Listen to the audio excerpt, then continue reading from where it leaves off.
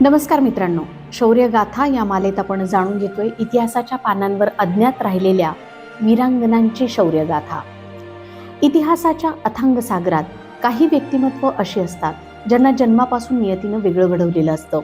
जिथं साम्राज्य, राजकारण, युद्ध आणि कर्तव्य यांची आव्हानं जन्मापासूनच सावलीसारखी सोबत असतात. अशीच एक तेजस्वी जन्मकथा म्हणजे काकतीय साम्राज्याची अद्वितीय शासिका रुद्रम्मा देवीची.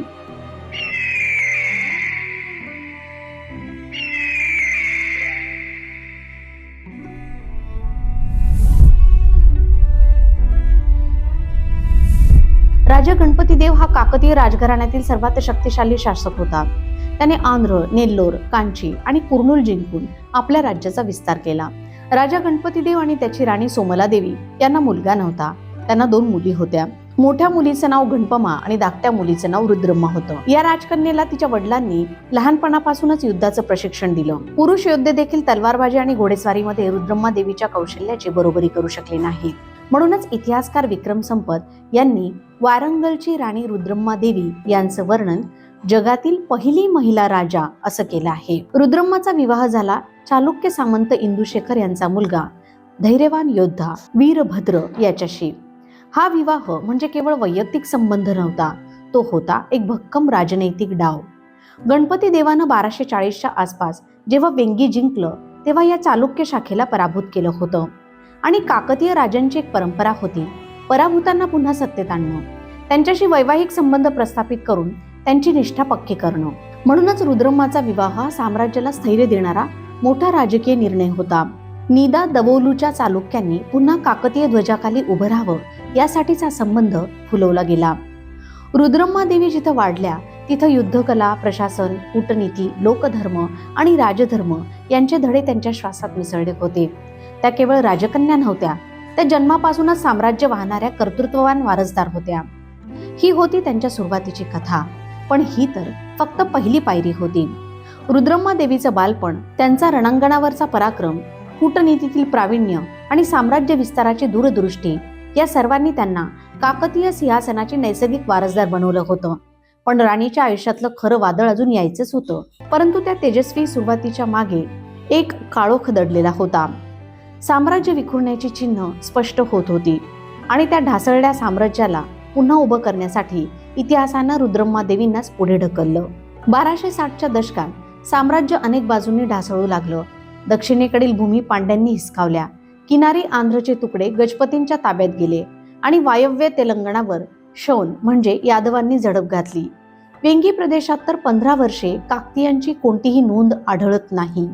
याचा अर्थ स्पष्ट होता, पूर्वेकडील सरदारांनी काकतीय अधिपत्य मानणेच सोडले होते. साम्राज्य विखरत होतं, विरोधक डोके वर काढत होते, किल्ल्यांच्या भिंती हादरत होत्या, रणांगणावर पराभवांचे सावट दाटले होते आणि राजा गणपतीदेव वृद्ध होत होते. आता साम्राज्याला हवी होती एक नवी शक्ती, नवी दिशा. 1250च्या दशकाच्या उत्तरार्धात पांड्यांविरुद्धच्या सीमा संघर्षांनी राजा गणपती देवाला थकवून टाकलं. पुरुष वारस नसल्यानं संपूर्ण साम्राज्याची जबाबदारी त्यांना आपल्या अद्वितीय कन्येला रुद्रम्मा देवीला दिली. ही होती तिच्या राज्यारोहणाची वेळ, जिथं तिनं फक्त सिंहासन स्वीकारलं नाही तर एका तुटलेल्या साम्राज्याला पुन्हा उभं करण्याची जबाबदारी स्वीकारली. जिथं अनेक राजांनी हार मानली तिथे एक राणी उठली आणि इतिहासानं तिला राजा म्हणायला सुरुवात केली. रुद्रम्मा देवीचं राज्यारोहण हे केवळ सत्ता बदल नव्हतं, ते होतं एका महासाम्राज्याचा पुनर्जन्म. काळाच्या गाभ्यात काकतीय साम्राज्य एका वळणावर उभं होतं. 1260च्या आसपास रुद्रम्मा देवीनं रुद्रदेव महाराजा या नावानं सहशासक म्हणून राज्याची धुरा सांभाळायला सुरुवात केली आणि काही काळातच त्याच काकतीय साम्राज्याच्या खऱ्या आधारस्तंभ बनल्या. वारंगलच्या सिंहासनावर आरूढ झाल्यानंतर रुद्रम्मा देवी यांनी प्रथम वारंगल किल्ल्याचं बांधकाम पूर्ण केलं. त्यानंतर त्यांनी संपूर्ण तेलंगणामध्ये सिंचन टाकी व्यवस्था सुरू केली आणि सैनिकांच्या प्रशिक्षणाची व्यवस्था केली. पेरिनी शिवतांडवम या नृत्य प्रकाराच्या निर्मितीचं श्रेय रुद्रम्मा देवींना दिलं जातं. दक्षिण भारताच्या पूर्व समुद्र किनाऱ्यावर 1260 ते 1270 या दशकात इतिहासात नोंदला गेला एक महाभयंकर संघर्ष.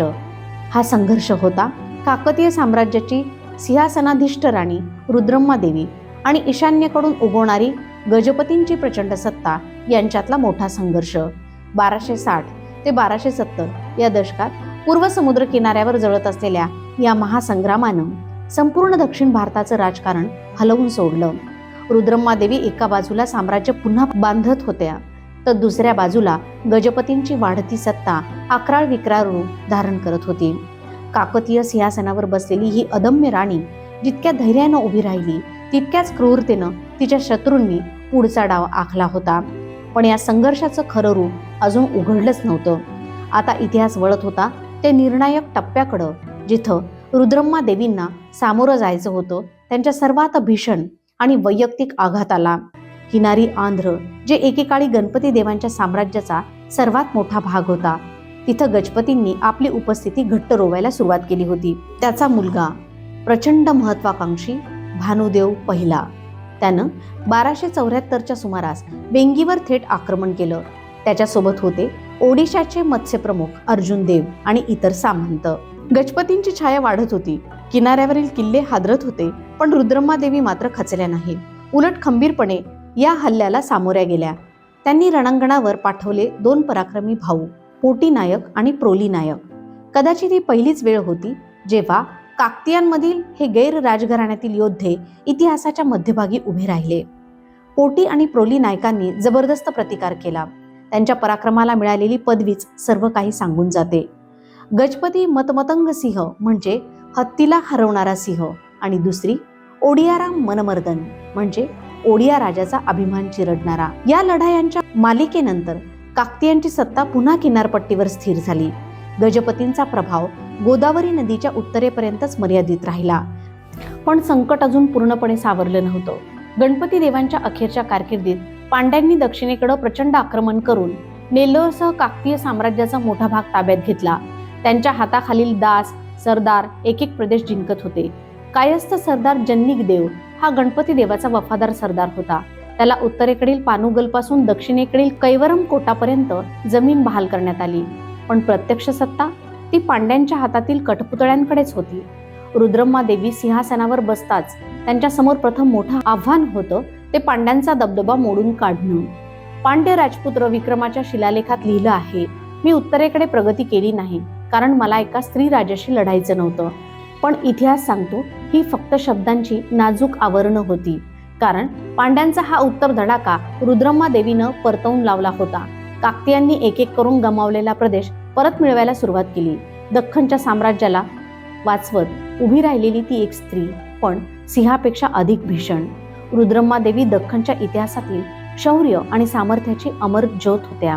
दख्खनचा इतिहास रक्तानं आणि शौर्यानं लिहिला गेला आणि त्या पानांवर सुवर्णाक्षरात कोरलेलं नाव महाराणी रुद्रम्मादेवी. पण त्यांच्या कारकिर्दीतील सर्वात भयंकर आव्हान सेवना साम्राज्याचा सामर्थ्यवान राजा महादेव यादव राजा यांचं होतं. महादेवानं वारंगल किल्ल्याला दिला 15 दिवसांचा भीषण वेढा.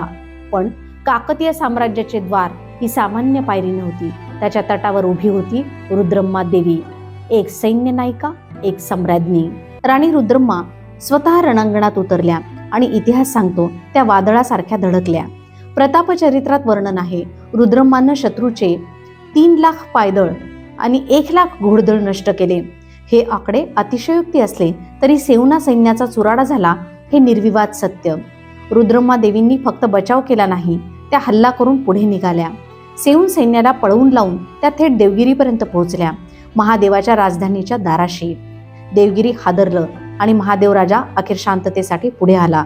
त्यानं विनंती केली, करार करा आणि युद्ध थांबवा. रुद्रम्मादेवींनी अटी ठरवल्या, 1 कोटी सोन्याची नाणी युद्ध भरपाई म्हणून. महादेवाला मान्य करावंच लागलं. युद्धातील सोन्याची भरपाई रुद्रम्मादेवीनं आपल्या पराक्रमी सेनापतींमध्ये वाटली आणि देवगिरीच्या भूमीत काकतीय साम्राज्याचा विजयस्तंभ उभारला. यानंतर त्या पुन्हा वारंगलला परतल्या, नुसती राणी म्हणून नाही, तर दख्खनची अजिंक्य विजयी योद्धा म्हणून. तीव्र आक्रमण, भयंकर लढाया आणि अखेरीस विजयाचा ध्वज. सेवनांसारख्या महासाम्राज्याला रोखणारी आणि देवगिरीपर्यंत दणका देणारी ती होती दख्खनची अजेय सिंहिणी रुद्रम्मादेवी.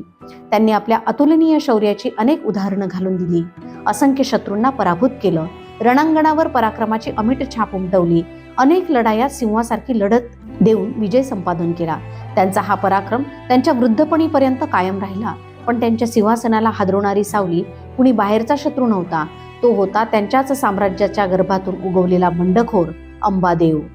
जन्निक देव आणि त्रिपुरारी देव काकतीय साम्राज्याची निष्ठावंत. तो होता त्यांच्याच साम्राज्याच्या गर्भातून उगवलेला बंडखोर अंबादेव, जनिक देव आणि त्रिपुरारी देव काकतीय साम्राज्याशी निष्ठावंत. त्यांचा धाकटा भाऊ अंबादेव 1272 मध्ये कायस्थ प्रमुख झाला.